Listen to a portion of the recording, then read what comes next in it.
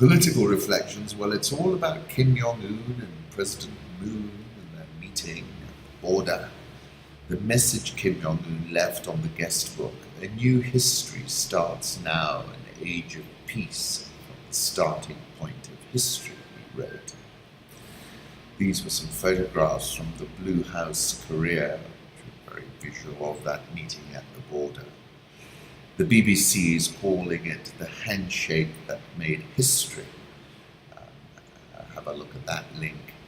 And as I said yesterday, this handshake business is a Gladwellian-like virus that began with Uhuru Kenyatta and Raila Odinga and now has infected the Korean peninsula.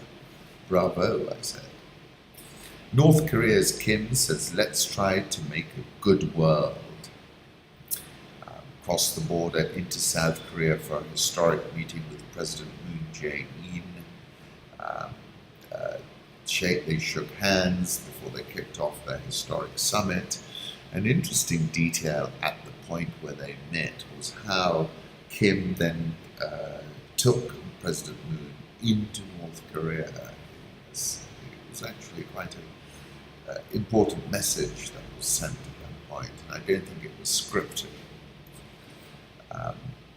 As Kim Jong-un drove away from the early session of his summit with South Korean President Moon Jae-in, 12 bodyguards were seen running beside the vehicle. You've got to watch that video, it's incredible.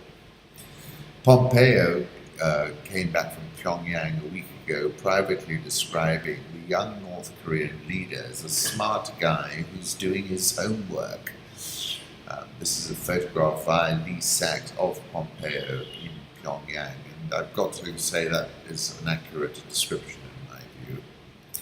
Now the real work begins. A short while ago, Kim Jong-un signed the guest book writing Age of Peace begins now. Moon asked Kim when he would be able to go to the north, and Kim said, do you want to come now? According to South Korea's presidential spokesman, he certainly does.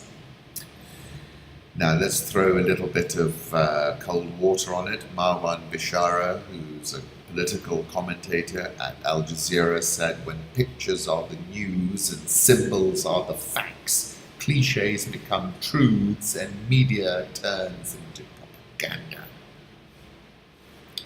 And I asked him, why did you think that? And he said, for now we are short on facts, long on images, and hence any perspective is likely to be speculative. Globally, we're being played in a game of nations which could produce more of the same or different. The main question remains exactly what security guarantees is POTUS going to offer Mr. Kim? I think that's the main issue.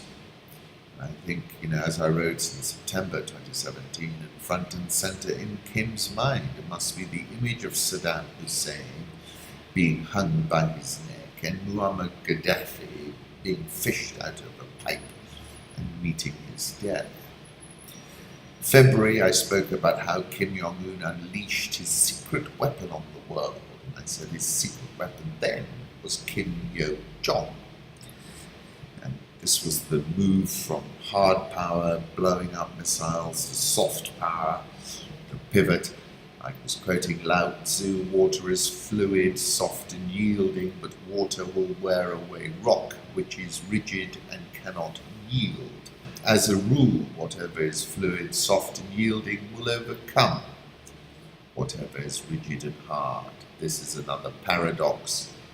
What is soft is strong, Lao Tzu.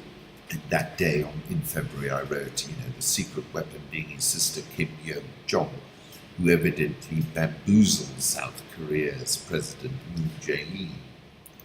And to make that point, look at this photograph issued by Bloomberg today, and have a look at how the President of South Korea and Kim's sister, are looking at each other.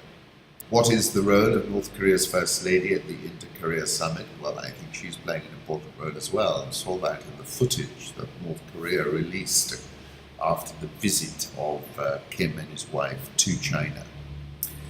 So that was the soft power phase. Prior to that, we had the Rocket Man phase. That was in September 2017 when I wrote about a screaming comes across the sky.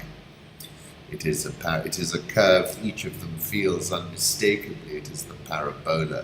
They must have guessed once or twice, guessed and refused to believe that everything, always collectively, had been moving toward that purified shape, latent in the sky, that shape of no surprise, no second chance, no return. Then way back in November 2010, I wrote a piece which was started far away, distant lands lies the hermit kingdom. They've all had tiny little hands, like the elves and the shoemaker I wrote. But the point is that, that was 2010. Today, you are literally watching him coming on to the global stage, and he's coming with, it's choreographed, it's very clever, it's effective. I mean, it's pretty extraordinary because he's playing a very difficult hand. A carefully choreographed diplomatic dance at the Korean border added a surprise extra step on Friday, instantly turning a moment destined for the history books into a viral meme for the social media era. So, very interesting developments. The question remains, what security guarantees is he receiving? I'm sure, it does not go much further if he doesn't. What he's showing is that he's willing to go the extra mile so that if it falls apart, he's not going to be blamed, in part.